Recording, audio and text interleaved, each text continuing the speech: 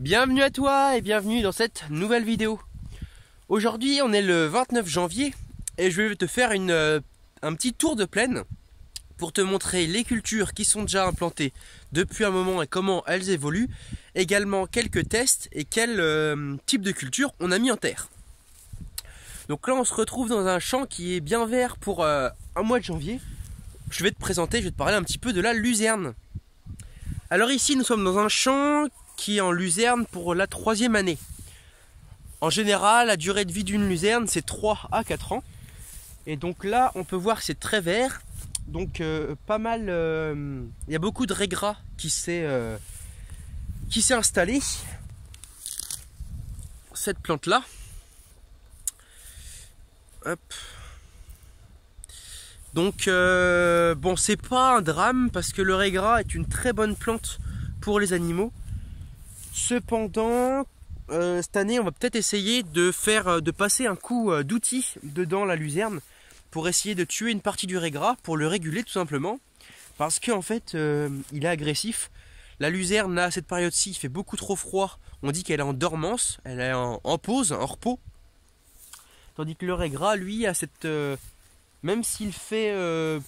comme il fait pas assez froid, en fait, le rai-gras est pas en dormance, il fait pas assez froid pour qu'il arrête de pousser. Donc du coup pour l'instant il se développe et l'inconvénient c'est qu'il risque de concurrencer la luzerne et donc d'empêcher qu'elle pousse correctement. Maintenant je te montre un peu plus près du sol pour voir ce que ça donne. Alors là quand on regarde un peu plus près, on a quelques pieds qui sont pas faciles à voir parce que y a une végétation d'herbe qui est assez importante. On a également quelques petites mauvaises herbes qui sont jolives, donc c'est pas très grave, qui est du mouron blanc. Ça c'est une plante bio-indicatrice de la bonne dégradation de la matière organique par les bactéries dans le sol. Donc ça c'est très bon signe pour la vie du sol. Bon, la luzerne, voilà, elle fait ses repousses tranquillement, donc on va la laisser tranquille. Et puis après on peut voir que tous ces petits cheveux blancs c'est des racines. Et également que j'en ai vu d'autres sur la parcelle, on a des champignons. Donc ça également c'est très bon signe d'activité biologique et pas que biologique, de très bon signe de la vie du sol. On voit également dans le champ beaucoup de turicules. Donc les turicules c'est le caca des vers de terre. Les vers de terre vont manger la matière organique, va s'en nourrir, va le transformer en humus. Et en plus va réussir à rendre ces turicules, à remonter des éléments nutritifs à la surface du sol. Donc ça également. Alors là concrètement dans cette luzerne, on va peut-être essayer de mettre un petit peu de fumier pour quand même nourrir la luzerne. Parce que le fumier est un engrais vraiment intéressant. Parce que en plus d'être un amendement, donc d'apporter de la matière organique au sol, donc de la nourriture pour toute la vie du sol, et qui va permettre également d'avoir un sol plus résilient face aux années compliquées avec des excès d'eau ou alors des manques d'eau cruels en été. En plus de faire ça, elle va nourrir la vie du sol. Et une vie du sol intense, c'est aussi un sol qui va mieux répondre et des plantes qui vont être mieux alimentées tout au long de l'année. Donc là concrètement sur ce champ on va quand même mettre un peu de fumier parce que le fumier est un engrais complet qui apporte du NPK, de l'azote, du phosphore et du potasse. Et la luzerne est assez gourmande en phosphore et potasse. Après c'est une plante qui demande aussi beaucoup de calcaire, mais là on est sur des sols argilo-calcaires. Donc on a 15 cm de terre et après c'est que de la roche-mère calcaire.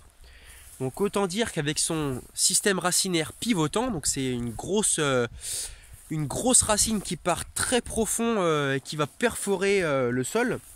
Autant dire qu'avec ce système racinaire, la luzerne a de quoi se nourrir toute seule du calcaire. Donc là, même je me demande si un broyage ne serait pas nécessaire pour quand même détruire... détruire un peu de végétation parce que le rai-gras comme je disais pousse de manière assez folle en fait. Il fait beaucoup trop bon en fait pour un hiver. On voit que c'est hyper dense Et donc le problème, ça serait que ça, comme la luzerne démarre plus tard au printemps, que le régras prenne beaucoup trop concurrence sur la luzerne. On part sur une autre culture nouvelle pour le coup, pour cette année. Alors voilà, ici on est dans un champ, c'est une expérience un petit peu pour cette année. On est dans un champ semé avec de l'avoine et du colza. Colza fourragé. Alors voilà le mélange, le colza et l'avoine. Alors pourquoi ce mélange? C'est un mélange qu'on a choisi pour alimenter les animaux et pour couvrir le sol durant l'hiver. Pour éviter que l'eau en tombant sur le sol puisse lessiver, donc c'est-à-dire emmener par la pluviométrie des éléments dans les nappes phréatiques.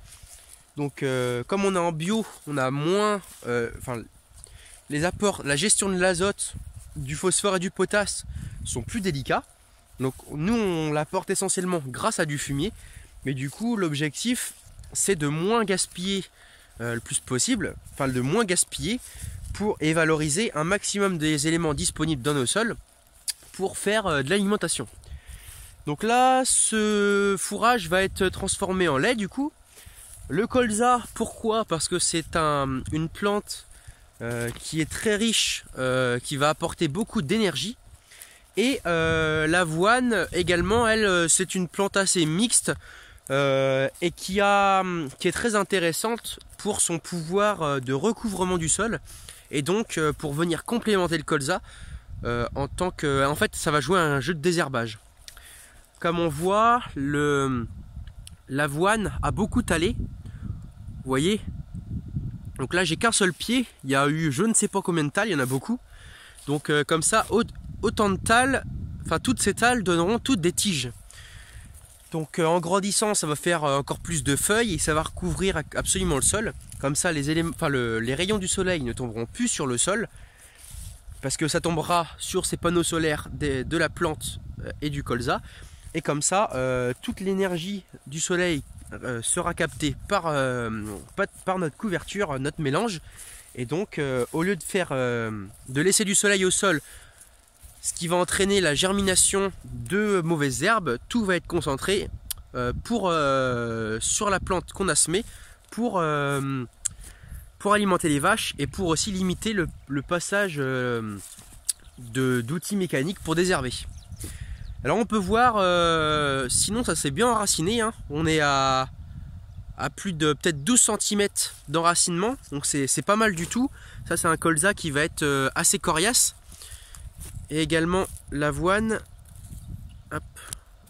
Donc l'avoine, elle, a un système racinaire qui va un peu moins en profondeur, qui est dit fasciculé. C'est-à-dire que l'avoine, elle va structurer le sol dans les 10 premiers centimètres avec plein de petites racines, un petit peu comme le régras. Et puis le colza, lui, va plus aller chercher en profondeur, un petit peu comme la luzerne. Sinon, on peut voir que par endroits, le colza est un peu violet. Donc ça, c'est dû, tout simplement, c'est normal. C'est dû à l'hiver.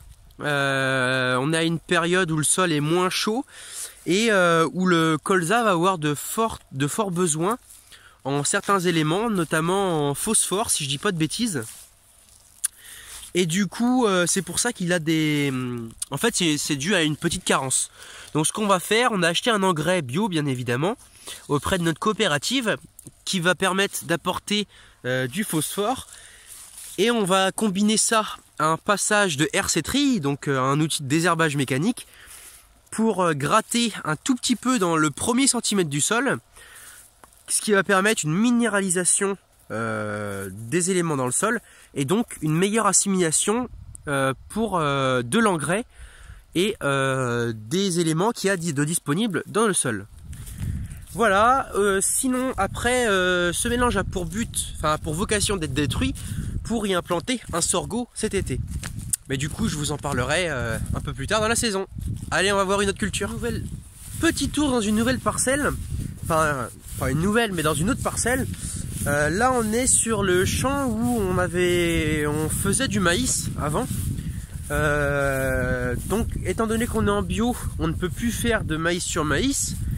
parce que ici c'est un champ qui a une réserve utile, donc une capacité de stocker de l'eau très importante, contrairement au champ où il y avait la luzerne et le colza tout à l'heure. Donc là il y a un lièvre. Je sais pas si vous avez vu. Maintenant il est dans le maïs. Donc là, ouais, c'est un endroit où il y a pas mal de lièvres et de chevreuils notamment. Donc oui, je disais zone beaucoup plus profonde. C'est pour ça qu'il y a beaucoup plus de réserves utiles, qu'il y a plus de place pour stocker de l'eau forcément. Et c'est également un peu plus argileux. Donc l'argile a tendance à stocker l'eau plus facilement. Donc ici c'est une parcelle de régras trèfle.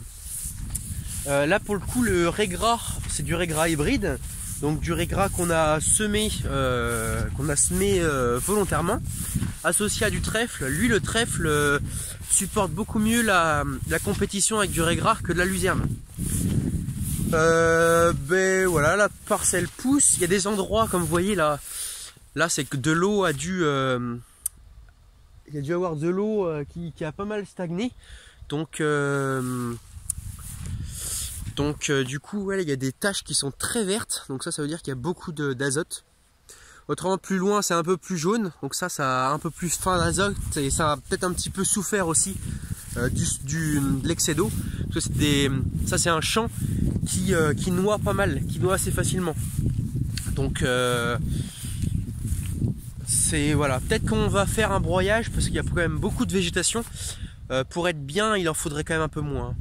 Parce que s'il y a trop de végétation à l'hiver, le problème c'est que après l'herbe avec les fortes pluies risque de se verser, de se coucher. Et donc après comme le sol est très humide, ça pourrirait, il y aurait des champignons. Et donc forcément c'est pas sain pour les vaches. Donc peut-être on va voir, peut-être qu'un broyage serait nécessaire. Un broyage assez haut hein, pour pas gêner la repousse, mais un broyage pour... remettre tout au propre et que ça redémarre de plus belle. Sinon je vais vous montrer un petit peu vue de par terre. Voilà hein, c'est pas la plus belle partie mais c'est assez dense. Donc là on a le régras hein, très touffu, très feuillu, que les vaches mangent très bien, qui est une très bonne plante. Si elle est récoltée assez tôt, c'est une super plante assez riche qui peut être assez riche en protéines et qui est également en énergie. Par contre en été elle crame, elle a beaucoup plus de mal.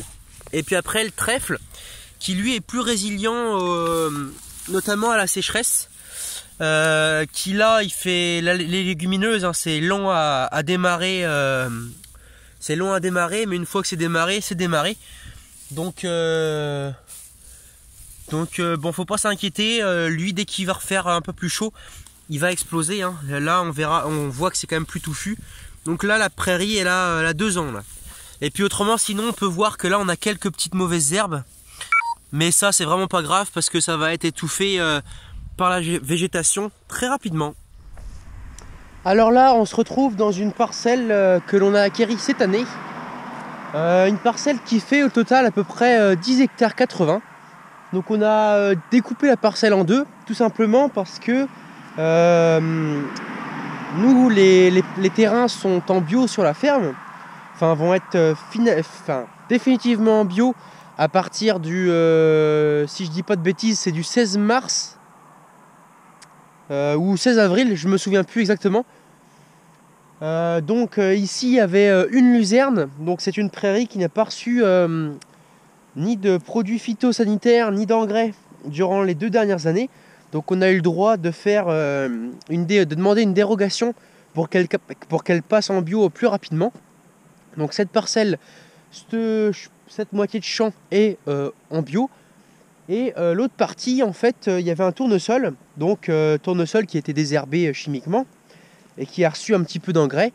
Donc elle est en tout début de conversion. Donc pendant 2 ans, elle va être en conversion bio.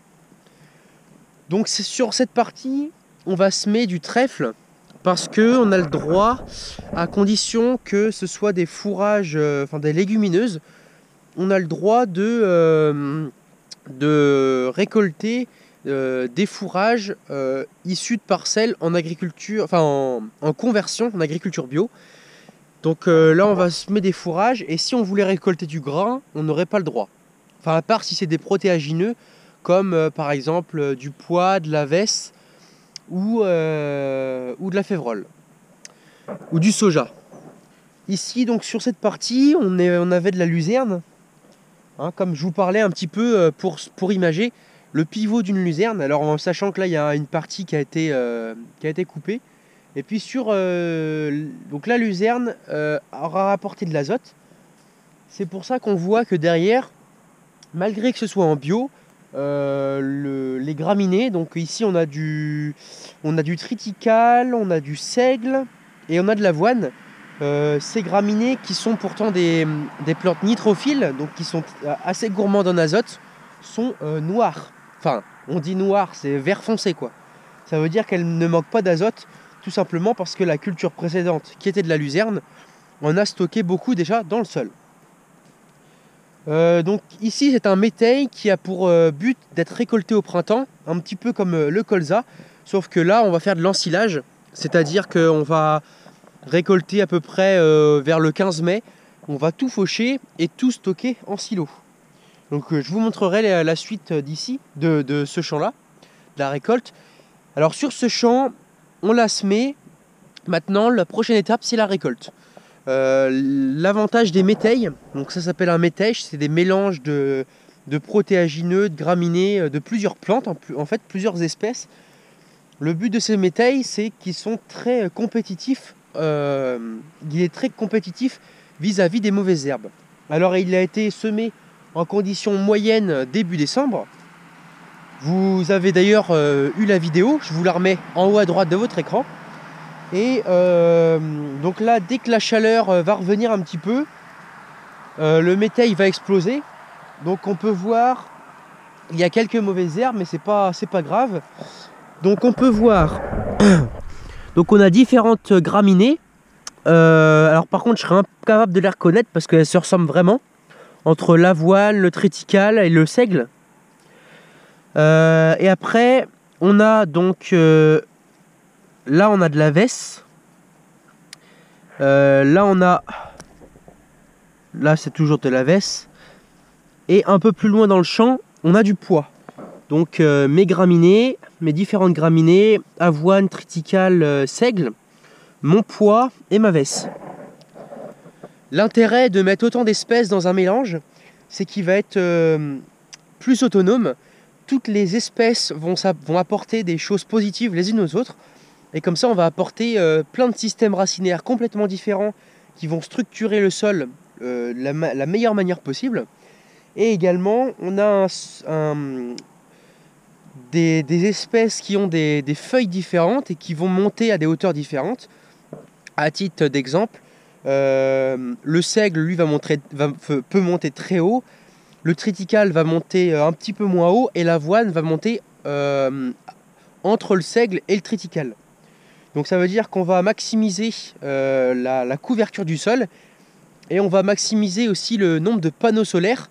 Donc qu'est-ce que j'appelle les panneaux solaires? C'est le nombre de feuilles et comme il y aura des feuilles sur plusieurs étages, on va optimiser justement la transformation de l'énergie du soleil en énergie alimentaire. Donc c'est aussi l'objectif et du coup ça fait que ça sera un mélange qui sera très étouffant vis-à-vis des mauvaises herbes. Donc aucun désherbage mécanique à prévoir.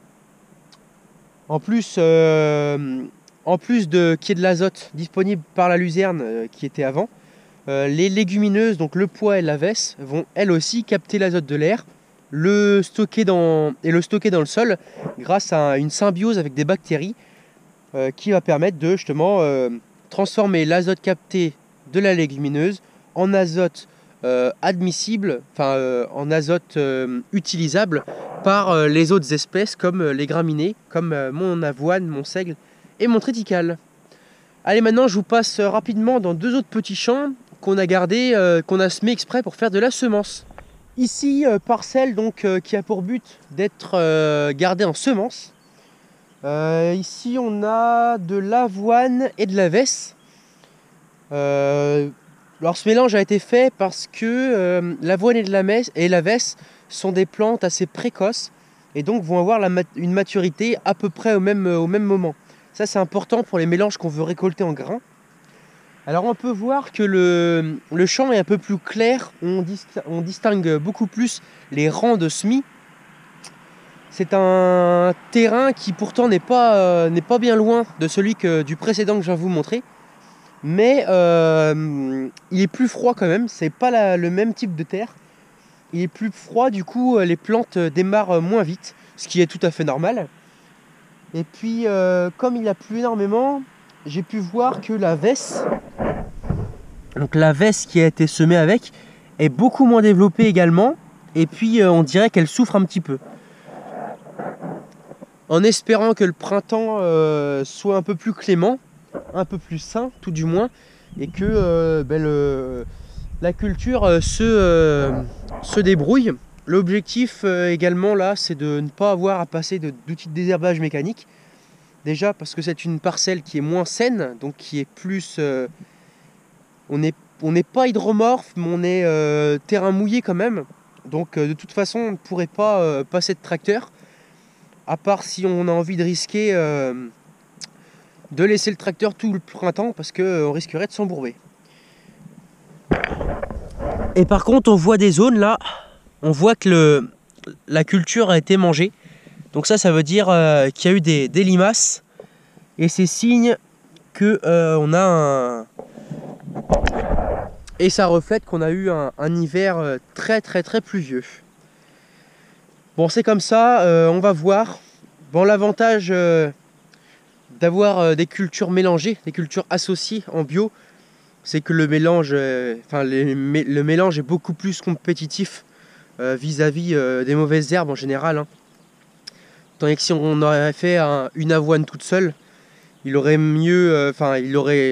été quasiment systématique de se dire il va falloir penser à désherber. On passe dans un autre petit carré. Ici, champ d'orge associé à de la févrole. L'objectif est essentiellement de récolter de la févrole. Alors pour le coup, contrairement à ce que je vous ai dit tout à l'heure, ici le mélange, l'orge est beaucoup plus précoce que la févrole. Donc on aura des pertes d'orge. Mais le but de l'orge, c'est que c'est une plante qui est assez précoce en saison et qui va beaucoup taler. C'est-à-dire qu'elle va beaucoup faire de feuilles et très bien recouvrir le sol. L'inconvénient de la févrole toute seule, en pure, c'est qu'elle va laisser, souvent ça laisse ensalir les terrains. Donc en bio, il faut s'en méfier. Donc là, l'association permettra de garder le champ propre. Bon, on a un petit peu de mouron sinon, mais c'est gélif, donc on s'en fait pas. Et comme on peut voir, ça c'est l'effet de l'orge. On voit quasiment plus les lignes de semis, pourtant ça a été semé le même jour que le champ qu'on a vu précédemment. Donc très bonne couverture du sol, ça c'est très positif. Et on voit qu'il y a un enracinement qui commence à être important. La févrole descend quasiment à une petite dizaine de centimètres, donc elle est hors de danger, parce que la févrole peut geler s'il fait trop froid. Et c'est pour ça que c'est important qu'elle soit enracinée profond le plus vite possible.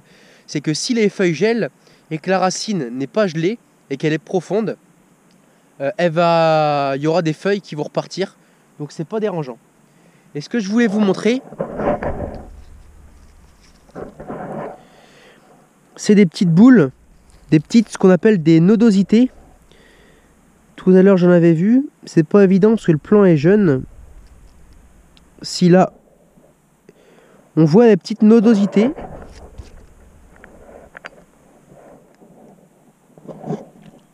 Ici, à côté de mon pouce, il y a une petite boule qui est blanche. Ça, c'est une nodosité, c'est ce que je vous parlais tout à l'heure, hein, une petite bille d'azote qui est produite toute seule par la févrole, en association à des bactéries qui remettent de l'azote à disponible pour la culture.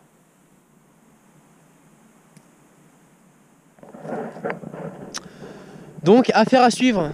Voilà, la vidéo s'achève ici. Merci d'avoir regardé jusqu'au bout. Alors j'ai oublié de parler des prairies de pâture pour les vaches, mais les prairies sont à peu près au même stade que l'herbe, le régras qu'il y a dans la luzerne. Donc la première parcelle que je vous ai présentée. Si tu as aimé la vidéo, n'hésite pas à mettre un pouce bleu, ça fait super plaisir. Et surtout, si tu as des questions, n'hésite pas à les poser parce que je prendrai un plaisir à te répondre. Et également, ça pourrait faire une idée de prochaine vidéo. Sur ce, je te dis à très bientôt et puis à la semaine prochaine. Allez, salut!